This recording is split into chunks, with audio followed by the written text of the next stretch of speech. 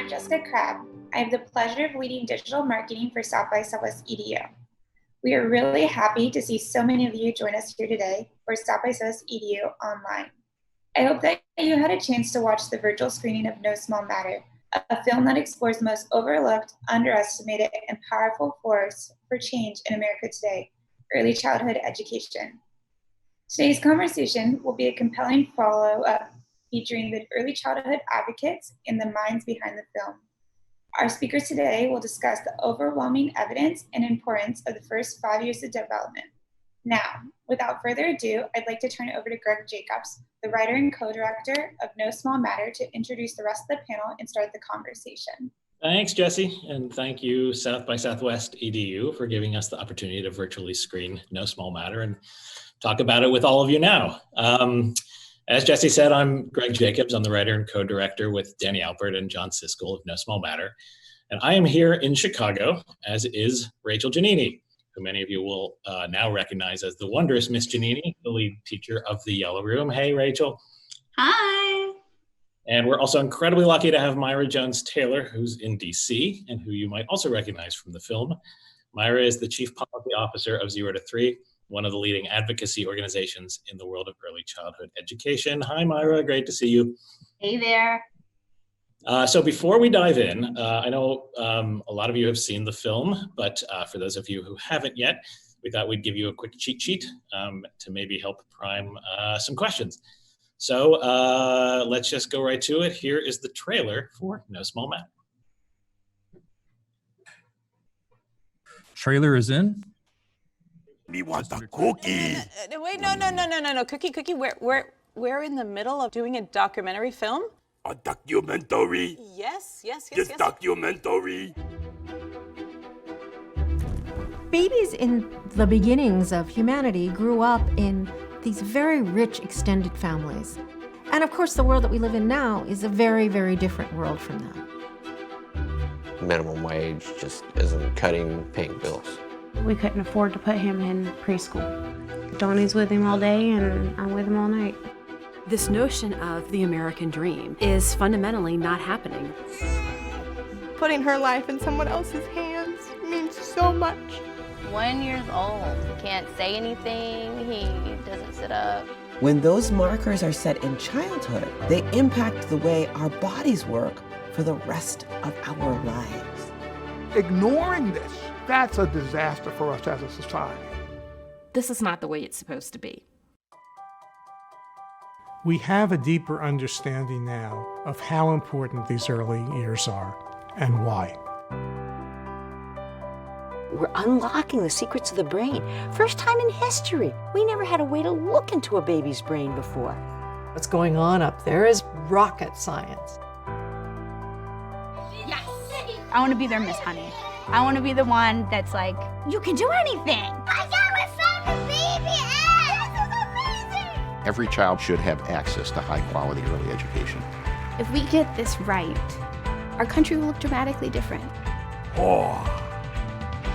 Whatever we want to call it, childcare, preschool, home, we have to do it everywhere.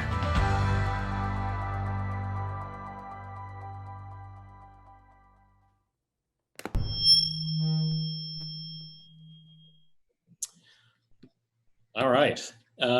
So let's start with you, Rachel, because we've screened the film probably, I think, over 1,000 times across all 50 states. And anytime we do a Q&A, this is almost always the first question we get. So spoiler alert, when we last see you in the film, you're bartending to make extra cash, and you've basically been forced to quit the classroom because you just can't make ends meet. It is a total gut punch for the audience because there's this magical world that you and your co-teachers have created over the course of the film, and then poof, it's gone because as a country, we don't seem to care enough about early educators. So what did you do after that, and what are you doing now? It's funny, every time I watch No Small Matter, I cry. And I know Myra also gets it every time it's at that bar. But yeah, last time you saw me, previously on No Small Matter, I was leaving to go to grad school. I went to grad school. I finished my degree is in museum exhibiting with a focus in museum education. And that led to a career at the Chicago Children's Museum, where I started making videos for them, where it was taking the idea of this museum experience, this third space experience, and how can you bring it home in an applicable way? And I started making videos for you guys, for our No Small Matter grassroots movement. And all of this content being out into the universe led to a whole lot of keynotes and workshops, and ultimately, so much so, I left the museum, and now I have the amazing opportunity to connect with educators all across the world, actually, and be not only there for workshops, but teaching them how to advocate for themselves so they don't have to leave the classroom. Yeah, so we've been to, when we've shown the film, like at conferences, for example, early education conferences, and I remember one time walking in the lobby with you, and a teacher came up and said, "Oh my God, you're Rachel from the film. Can I give you a hug?" And then, burst into tears. So I know that you are like a master at the communicating in the advocacy world, but when it all comes down to it, would you rather be doing that, or would you rather be in the classroom, or somehow both? Brought my tissue. There's not a single day that I don't wake up. For a very brief moment, I think I get to go to school, and it stinks. But then you pick yourself up, you dust yourself off, and you realize that by being able to connect with educators and fighting that fight, it trickles down to those littles. I would love nothing more than to be at a ragtime, say "Oh crumbs," play an out-of-tune guitar, sing off key, and look at all of those amazing bright eyes just smiling back and knowing that they're taking it all in. So I'd like a little bit of both. I just want the money that goes with it. So, okay, there it is. There it is. I'm trying not to. Rachel makes me cry every time we do one of these things. Myra, Rachel's story, as you well know, shows that, the early child infrastructure, we made the film before COVID-19. So the infrastructure was incredibly fragile even before, March and February. So now with this, it's on the brink of collapse, and the numbers are incredibly stark. So can you talk about the impact that the pandemic has had on providers, and how it's made existing problems worse, and also somehow created new ones? Yeah, so first of all, thank you, Greg, and South by Southwest EDU for having this conversation. We really are in a crisis moment. I actually want to say thank you for letting me be in the same space as Rachel, because I really do well up every time I see that part.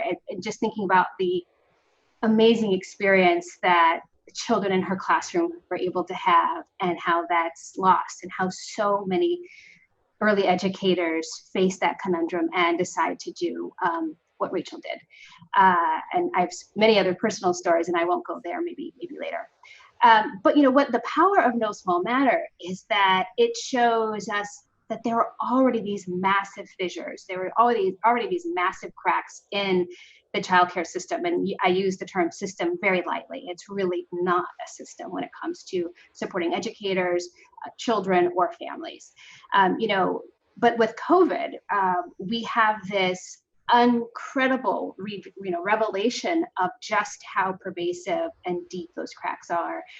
We know now that there are 350,000 early educators who are now unemployed, who are no longer working because of COVID. We know that around 50% of all providers and programs are closed. 88% are closed in Alabama as of mid-April. 48% are closed in Connecticut as of mid-April. And those that are open in Connecticut, only 15% they're only actually working at 15% of their capacity. So this is a huge crisis, especially when you layer on the fact that we already had childcare deserts in 51% of our communities across this country, right? So we are now faced with this huge concern of what is going to happen to the workforce, early educators, and then parents who rely on early care and education so that they can go back to work. We worry that it won't be around, because early educators are already working at such slim margins. And so the idea that they're just going to be able to come back is really farcical. Especially, we're also hearing that providers are anticipating having to spend about 20% more.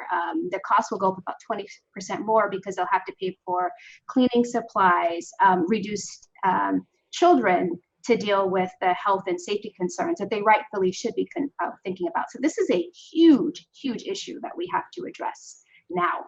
Yeah, and you've got providers who are also, the ones who are open are working at risk to themselves and to their families. And so I'm wondering, I remember hearing somebody said you can't social distance a 2-year-old. So there may be people who kind of are like, I don't get why that's happening. Why are all these places closing? So are there, nuances or details that you can point to, just like that we would never think about?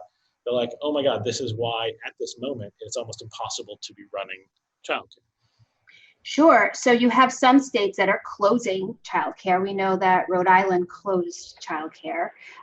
We also have 69% of parents right now. This was a report that came out in ABC News. 69% of parents are afraid to send their children to childcare because of the fear that they would contract the virus. So, and you have parents who are out of work who, now they're home and so they can't afford to pay the childcare cost. Flip side, you have parents who are still paying the tuition for childcare, even though they're not able to send their child there because they know that if they don't, they lose their precious slot. And we see that in the, No Small Matter, and just the gut-wrenching stories of parents who are not able to find quality care, or they can't afford quality care, and they make these horrible trade-offs. So that is what's happening across the country. Yeah, I mean, Rachel, for you, until 3 months ago, you were going everywhere, as you said, traveling the world, literally, talking about this and talking with teachers and caregivers. So what are you hearing from people? Like, what are the biggest challenges they face, and what do they need the most? Myra nailed it, 100%. I think it's a whole lot of uncertainty. If you're not in the classroom right now, you're wondering, what does it even look like if I get to go back? And that's a big if. And also the one thing that everybody echoes is just how much they miss their kiddos.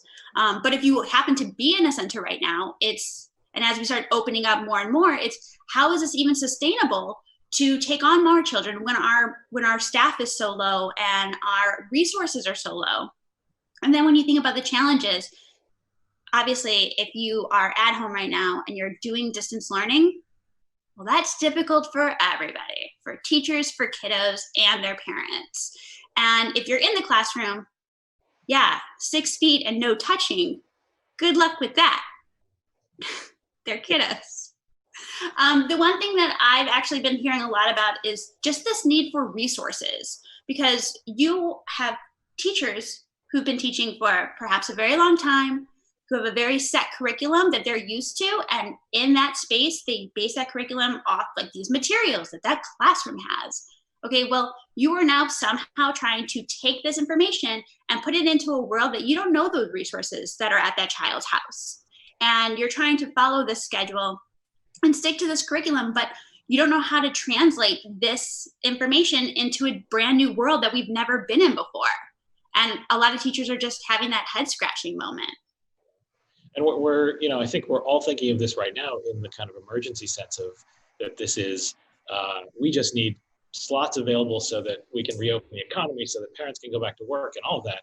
And the question of quality and the actual developmental impact of all this isn't even part of the conversation right now. And so then once we get past this, then there's that whole massive conversation to return to. And so, Myra, I'm wondering also, when people think about this, they tend to default to the classroom, to preschool as a concept, because that's the structure that people understand, and nobody remembers their 2-year-old year. As we learned very early on and painfully in this process of making this film, early childhood education is not one issue. It's 70 different issues. And a lot of the biggest ones aren't even often part of the conversation. So can you kind of just give us the sort of quick explanation of what your organization, what 0 to 3 does, And also sort of what are some of the initiatives and what are the things that you guys are doing in response to this emergency? Yeah, so thank you for that. So 0 to 3, we've been around for over 40 years, and our sole purpose is to make sure that all babies have a strong start in life and that they are able to reach their full potential. And we know that these fissures, these cracks that already exist in this country have been barriers to children reaching their full potential. And so, what has happened with COVID is like an earthquake, right? It's a sudden disruption that affects everyone without prejudice. However, we know what sometimes follows an earthquake is a tsunami, and that disproportionately affects those who are unable to get to higher ground.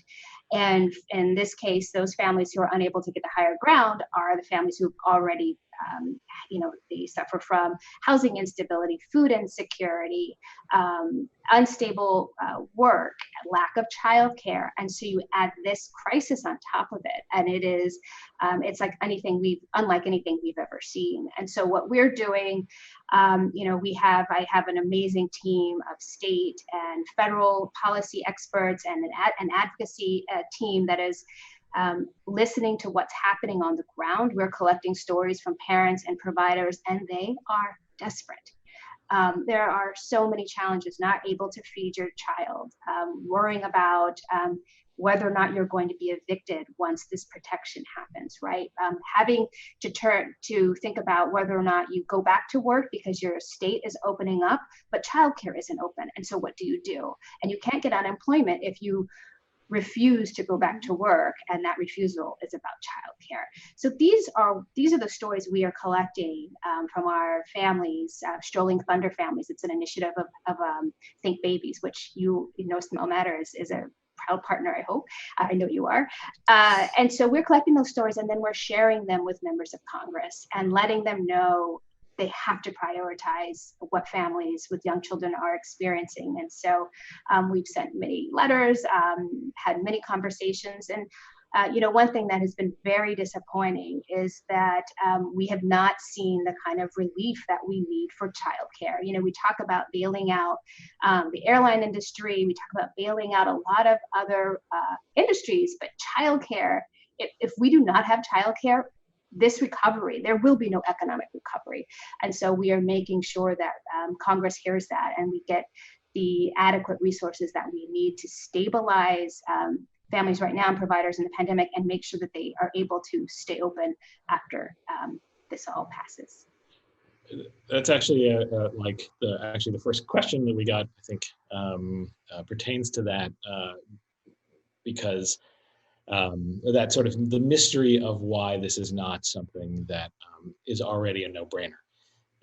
So Greg, whose name I respect enormously, if nearly 90% of all voters support early childhood education, why isn't free public preschool a federal entitlement? What is the holdup? Is that for me, or? Oh, that's a Myra question. Yeah. Oh, I think you have plenty to say on that too, Rachel. We have to treat childcare and early care and education like the public good that it is. We act as if we live in this world where childcare is a luxury, that it's a nice to have. We know that over 60% of young children, of babies before the age of 1, have all available parents working in the workforce. So the days of, and I say this in the movie, actually, I'm remembering my quote from the movie, the days of Ozzie and Harriet are over. I think that's in the movie. It might have gotten cut out, I don't know. But those days are over, and we have to make sure that Congress recognizes that. And so that's a big part of our Think Babies initiative. The other thing is that we're ambivalent about the role of women in work. There is a gendered component to this. Also, when you think about who make up the early care and education workforce, they are predominantly women. They are disproportionately women of color. We have issues with race. We have issues with sexism in this country, with racism and sexism in this country, and that adds on to this lack of interest in this industry. But when we think about what's happening across the country with public schools, and this is not to say public schools have it great, but no one is talking about the collapse of the public school system. But we are facing an actual imminent, real threat of having a complete collapse of childcare in this country. So, Greg, you're absolutely right. We need you to step up. We need people to be out in the streets talking about this issue, calling their members of Congress. I'm going to put in a plug. You can go to 023/COVID action, where you can you can find a place to go right to Congress to let them know that that's exactly what we should be thinking about. I just want to piggyback off Myra's comment because it's funny, and again, it's championing the film. One of my favorite moments that I've experienced with No Small Matter is we were maybe like week 2, we're in LA, we're doing a screening, all of 8 people show up, and we start with a Q&A, and there's a gentleman who's sitting there and he's all by himself, and his hand shoots up and goes, I didn't know this was a problem. Like, he just rolled in because he wanted to see a documentary. He didn't have kids. He wasn't an educator. And then all of a sudden it's like, you can't fix a problem you don't know you have. Like, and one thing I love about this film is it's just so, it's so relatable. It's so attainable. And all of a sudden you're like feisty and you want to do something. And again, if you want to plug that email address, the website, yeah. 0 to 3 zerototree.org/COVID action. Go there. Because that's the thing, like, oh, of course. It's funny because when you're in the field, you don't think of yourself. I mean, I want nothing more than to go back and shake little Rachel and be like, do you understand that you have a voice and you could have advocated for yourself, but you're so exhausted from working 2 jobs and taking care of your littles and having your own family life that you don't have the opportunity to go out there and spread that voice. And at the same time, there's no marches for us. Nobody knows that this is a problem. And when you're a parent who's in it, you are in it. You are in it so much that you can only see that moment. You're not thinking about what their teacher is going through. So yes, that's why my soapbox didn't come with me, but clearly it should have. I'm standing on mine right now. I don't know. I never get them. Yeah. Yes. I was like, there's no natural constituency for this because parents who you think would be the natural constituency are so exhausted. All they want is for somebody to tell them, how do I get my kid to sleep? How do I get them to eat what I want them to eat? Why won't they, do what they're supposed to? And then before that, if you're not a parent, you're like, I don't care. This doesn't affect me. And in fact, it's so like, I always think about how do you make early childhood education a sexy issue for people? Because that's the goal, like one that everybody takes seriously.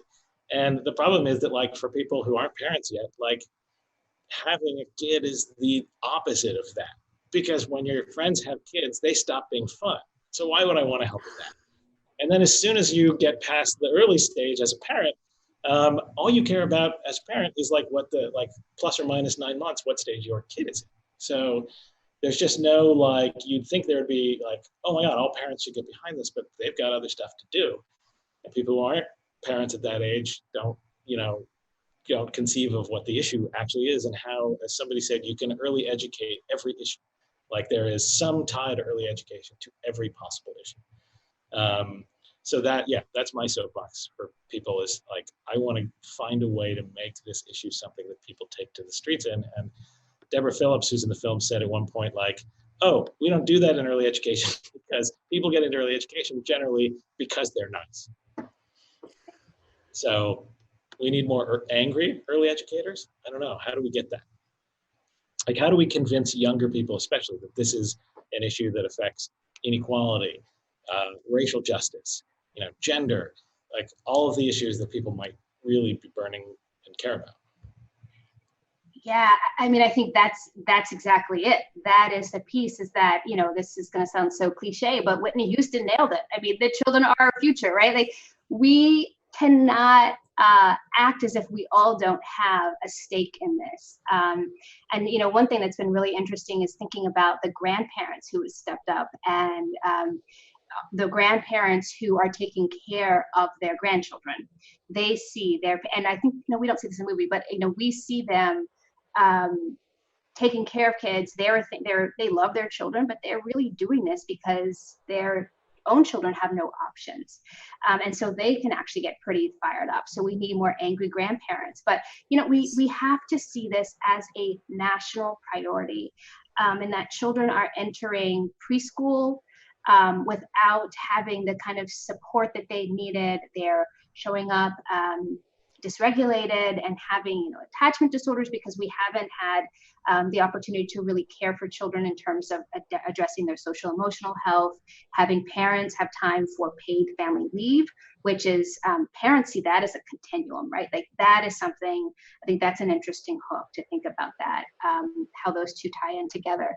But that we have to show the complexity of this issue because it is so much more than just child development, as if that weren't enough. But there's a lot to it that, you know, people who care about so many issues can stand behind this issue. Yeah, we always say that, you know, No Small Matter at its base is about, you know, if you believe that it takes a village to raise a child, No Small Matter is about what happens when the village disappears and we don't replace it with anything. So thinking about kind of the support that the village adds, here's a question that I'll throw over to you, Rachel, which is with providers being asked to take on more than ever new safety procedures, virtual learning, et cetera, what are the ways parents can help support their schools and their teachers? Oh my gosh. Well, a couple of things. One, I want to give a massive shout out to any parent who's watching right now, because you did not sign up to be a teacher, because if you did, you would have gone to school for it.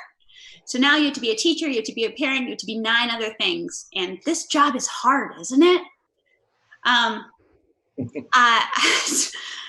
I want parents to, there's honestly, it's like, there's 3 things, like I've had this a lot lately. I've had a lot of parents ask, there's a lot of guilt associated because distance learning is hard. Distance learning is also not really comfortable. And good luck with that with your kiddo.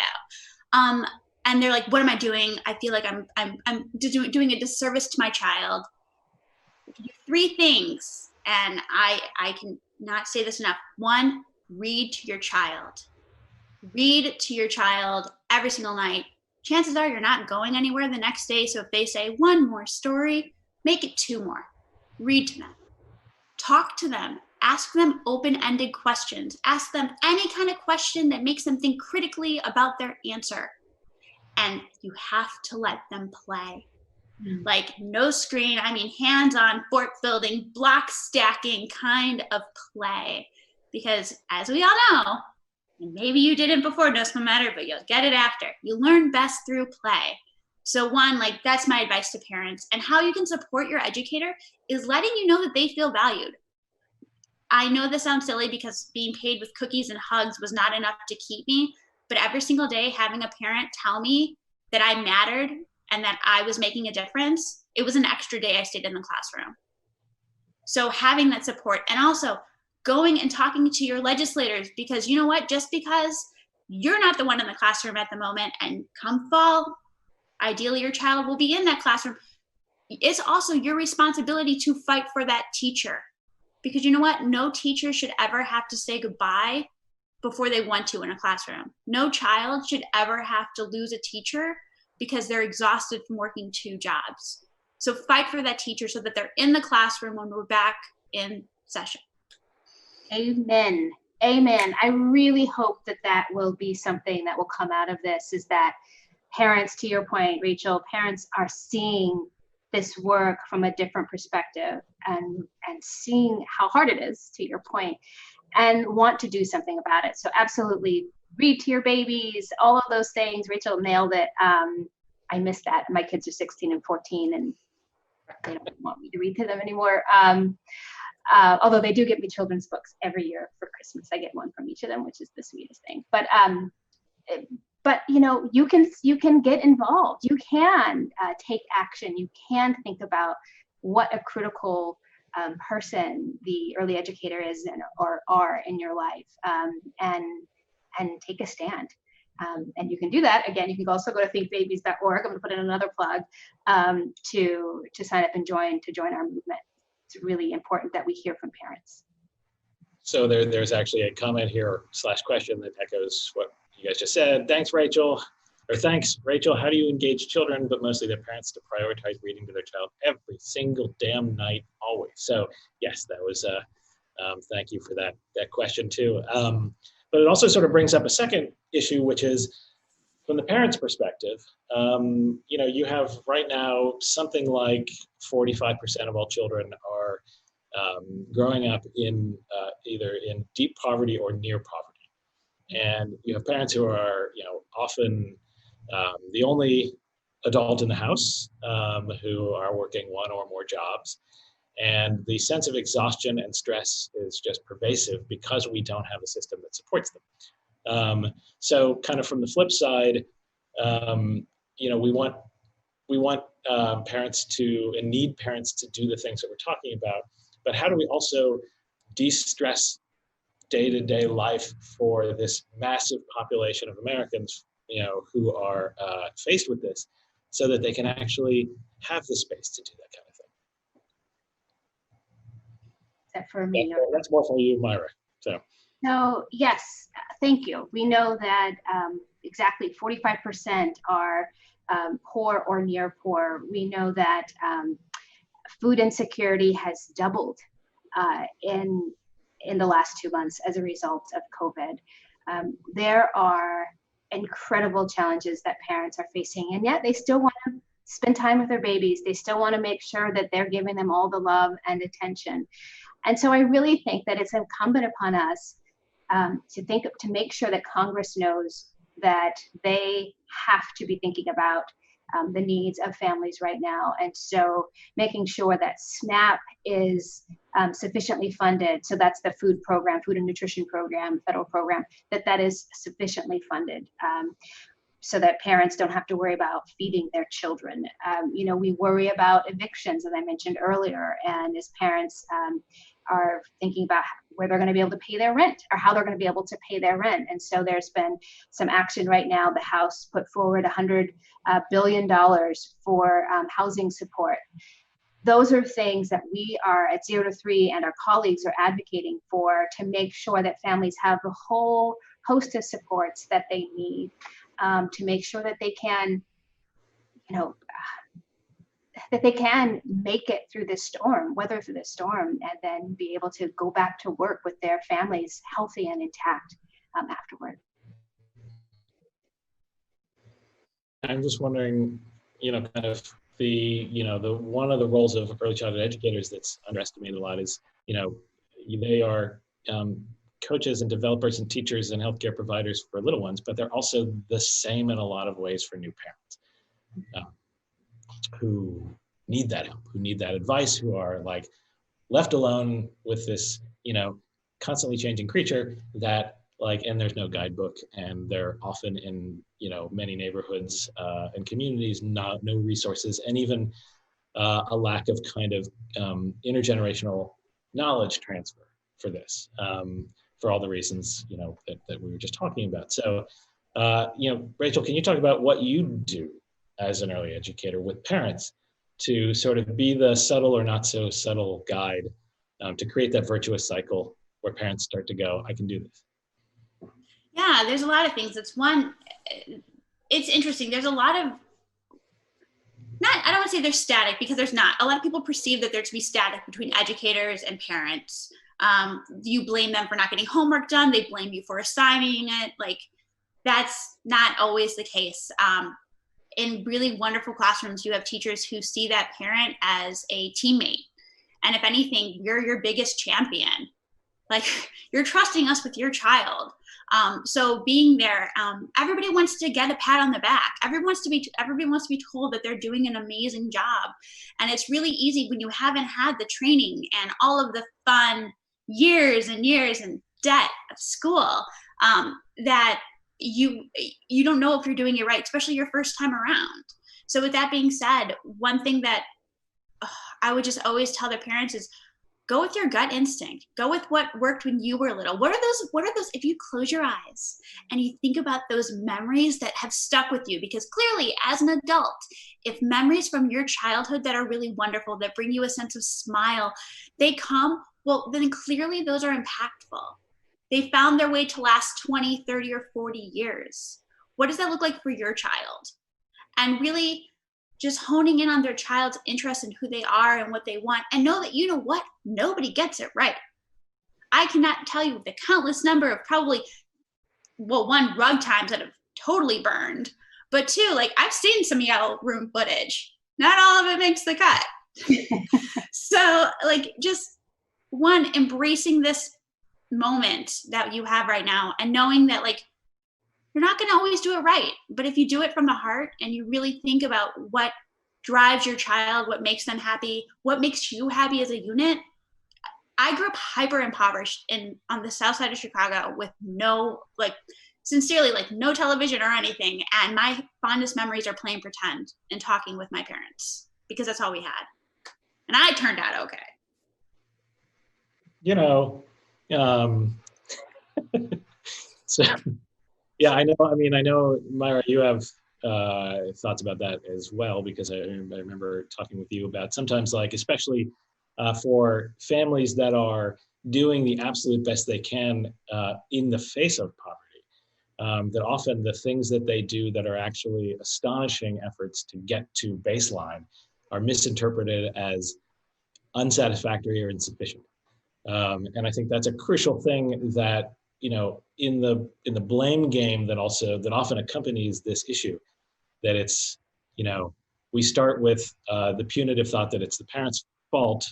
If you weren't prepared for this, maybe you shouldn't have had the kids in the first place, et cetera, rather than starting from the productive, creative side of let's help the kids, and then in the process maybe help the parents.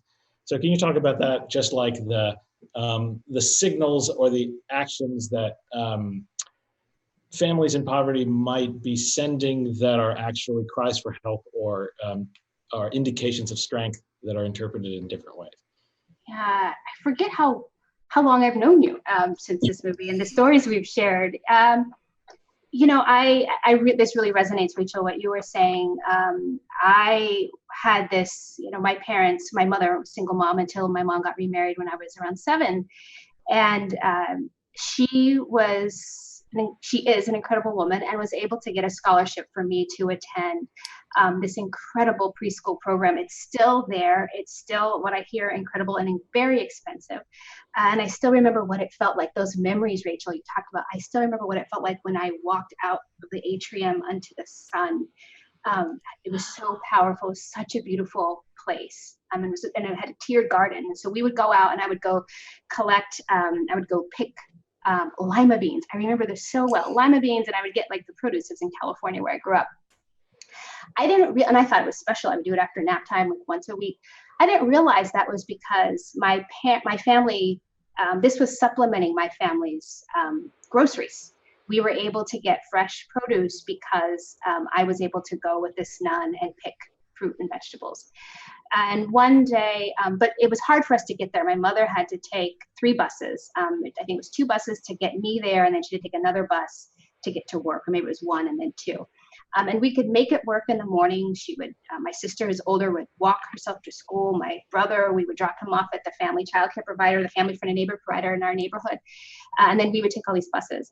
We could make it work in the morning, but in the evening it was tough. And so my mother had this whole network of families and friends who we can rely on, because that's what poor people do. We rely on each other when we can't rely on the system to support us.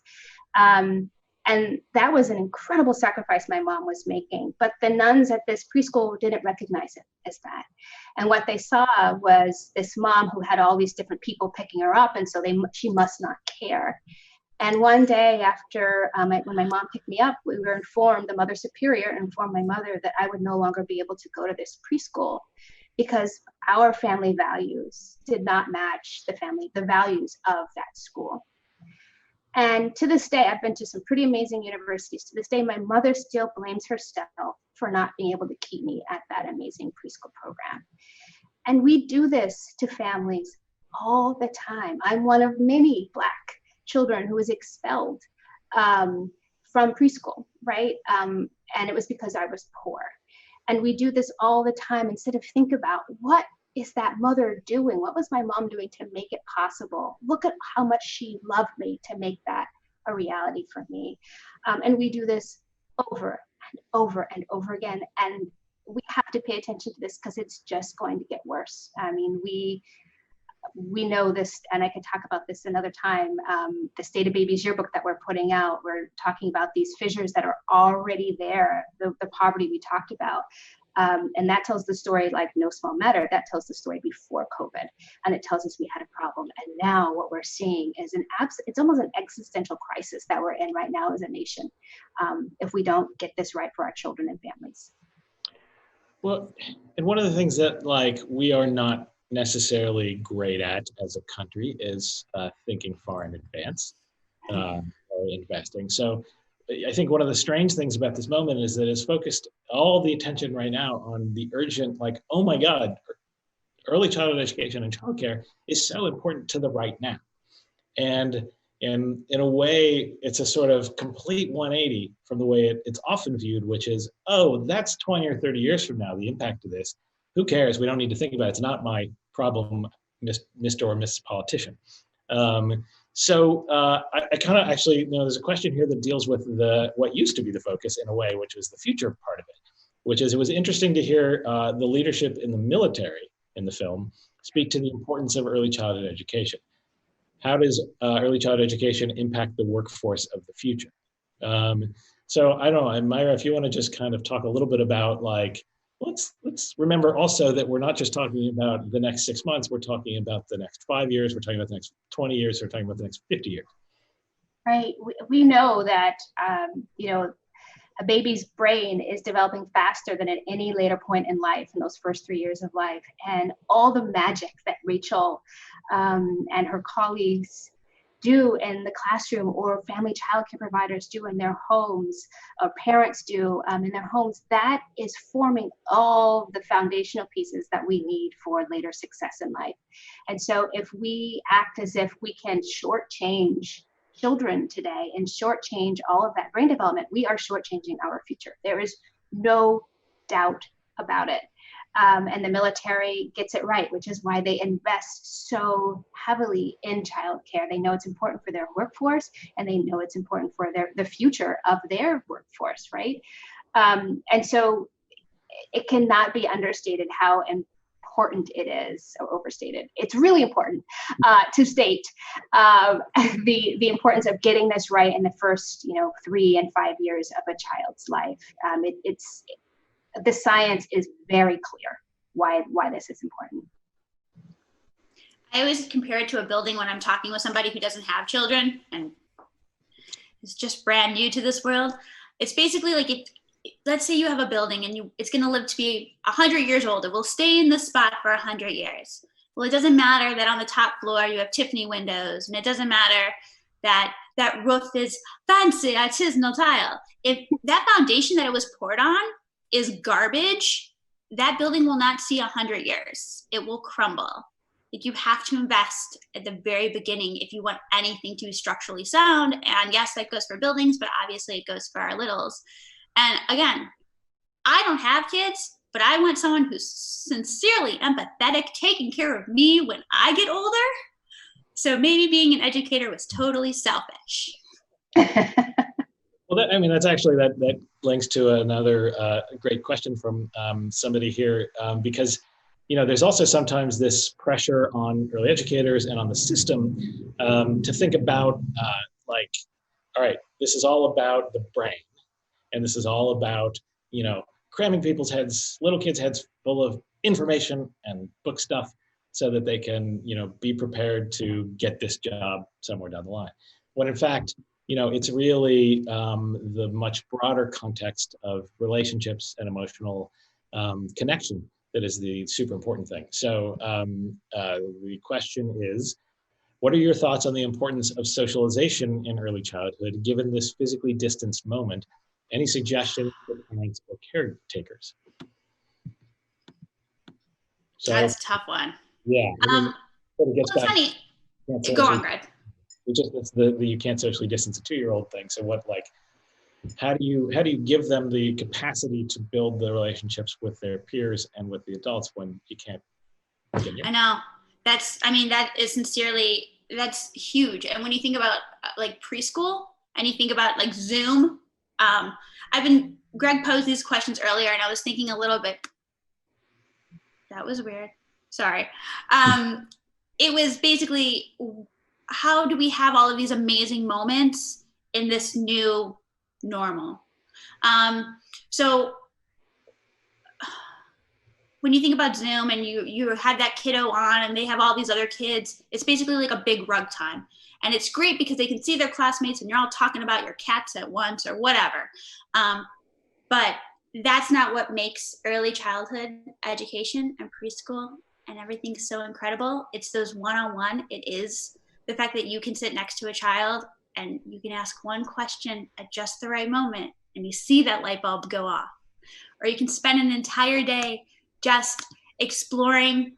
You read a book and then it takes you to building something and then it takes you to dramatic play. And all the while you have to negotiate and figure out how to work together as a classroom. And that is incredible. And that is something that our kiddos are missing out on. And I hate to give any parent any more work, but when it comes to socialization, you cannot distance a 3-year-old. You cannot distance a 4-year-old. I got a 5-year-old underneath me all the time and he always wants to play and it's so hard to not play with him. You have to be your child's playmate right now. And that's a whole other subject about how do you play and pretend when you're 35 years old, and taking your agenda aside and letting your child guide that play, because it is possible and it is actually really beneficial for them. Being able to be in situations where okay, well maybe let's play this way, or let's just negotiate how we play and turn take and all this fun executive function things that kiddos get when they're naturally engaging. Well, that's going to be your job for a while. Or if you happen to have they have a sibling, that's their job. But it's hard. I mean, socialization is the thing that makes preschool so special. And also, I mean, Myra, the focus of 0 to 3 is on the point where for a lot of people, they might think, oh, that's not even that important. 6 months, who cares? They can't talk back to me. They're not thinking on. So talk about that, Myra, sort of what advice do you have for these parents who are now stuck with their 1-year-old or their 6-month-old? How do you get up the energy and the willingness to respond to the demands? Right, on top of having to work from home, if you're one of the fortunate ones, right? And I say that lightly. I know most of my team are women with young children, and it is incredible what they are doing right now, and I'm so grateful to everything that they're doing. But yeah, so early relationships matter. They are that foundational piece that Rachel was talking about, and I love that analogy. It's been a while since I had young children, and my kids are bigger, but I still see them needing me in ways. They're crawling into bed with us in ways at night and bothering us, but they're there because they want to figure out, they're trying to process this. They're bonding, so they're fortunate they have each other and they happen to be best friends. So that actually makes it a lot easier. But thinking about young children, these synapses that are forming, they are not dormant beings, and that the light turns on at 3 or at 5. This is so critical. We know that all the synapses that are being formed right now, we know 1 million new neural connections are formed every second in a young child's brain. I'm going to say that again. 1 million new neural connections every second. And that all of those connections are happening, and the strength of those connections are dependent on the relationships they have with their caregivers, with their loved ones. And so we have just completely, shrank that, gosh, you wouldn't think I actually know how to speak English sometimes. We have made that world smaller for them, and they are relying on us in ways that we really have never experienced before. So that cooing, really figuring out that what they need. And so I learned something from my team. They were, I think 3 of them were really having a hard time, and I know they had a side conversation and realized their primary job right now is to take care of their kids. They do not want come out of this experience with their children further damaged than we're already worried about our kids being damaged in some way by this horrific experience of what is happening in the world. And so, making space, if you're an employer creating that space for your staff to have the time to make their babies their top priority right now, because they will thank you for it. Our society will thank you for it. And I think you'll feel better. And now that we are it's become so painfully clear that childcare, I mean, I remember you saying this, Myra, that when you were first doing research into this and you were doing research into poverty and people kept saying, you want to fix poverty, it's childcare. And now that has become something that everybody recognizes, here's another question that I think is a good one. How can we set a priority for legislative policy and funding for supporting early childhood teachers?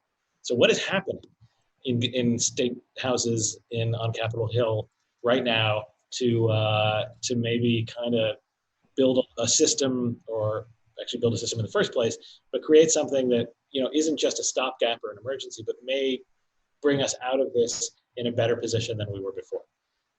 Such a critical question right now, especially as we think about the number of state and local budgets that are seeing significant decreases, right? Because revenue is not coming in, because the economy has completely stalled.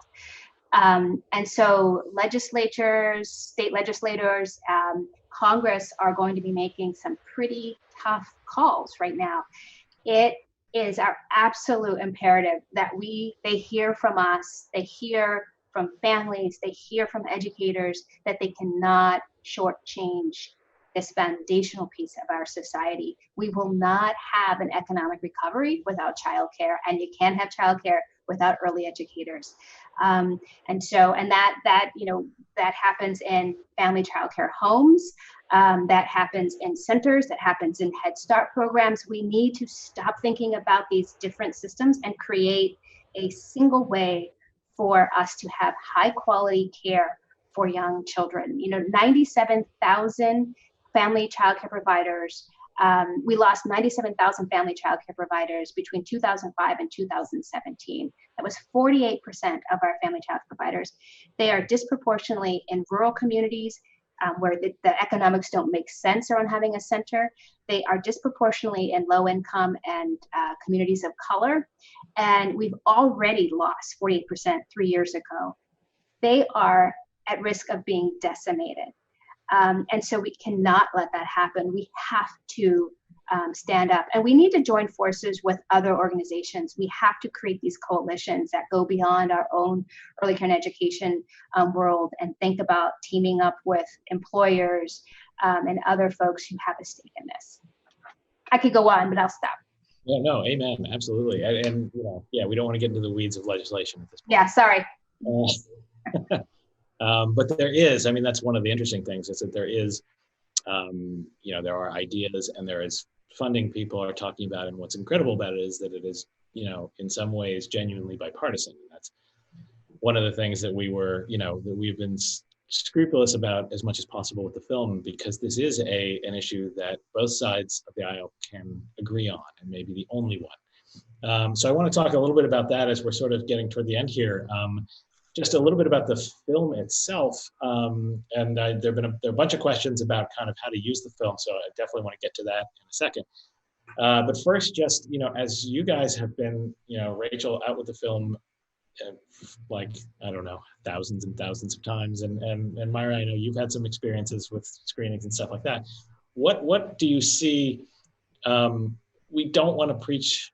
At first, we didn't want to preach to the choir because we thought that was a weakness. And then I think we came to realize that actually the choir could use some inspiration and a songbook, a common songbook, and somebody telling them, oh my God, you guys are great. And so we've got the choir going, and now we have the contiguous choirs, these other issues that realize the importance of childcare to them. And then we want to get sort of outside the church and get people just to hear the song. So what are you seeing from the responses at screenings? What are you hearing? What impact is the film actually having in terms of, spreading this message? I'm going to let Rachel go. Yeah. Yeah, it's interesting. There's a lot of different responses. I've been to the choir screenings and I've been to the non-choir screenings. I will definitely say the one takeaway is that everybody's really feisty after they see it. if you have known this and this is your life and you've been living this, then you feel very validated, and you feel that fire you had when you first walked in the classroom, that you were there to be a champion for these kids. And if you are not part of the choir and you're just a business person, you are looking at this through the lens of who am I going to employ in 20 years? And all of a sudden you're kind of feisty about it. The Snapple facts in No Small Matter alone is enough to just hook anybody, because they're just so shocking and striking. So it's one thing that everybody talks about after is the military and the high quality and or lack thereof. So it's nice to see everyone. I swear if there was like a pitchfork store next door, then everyone would just go and buy pitchforks immediately. There's definitely this, let's get together and do something. And it's, and you can talk about this too. There was this moment of like, what will be the call to action? Because you see it, and now what? And when it's an election year, it's really easy to throw that and talk about, well, you know what, there's a whole moment happening right now.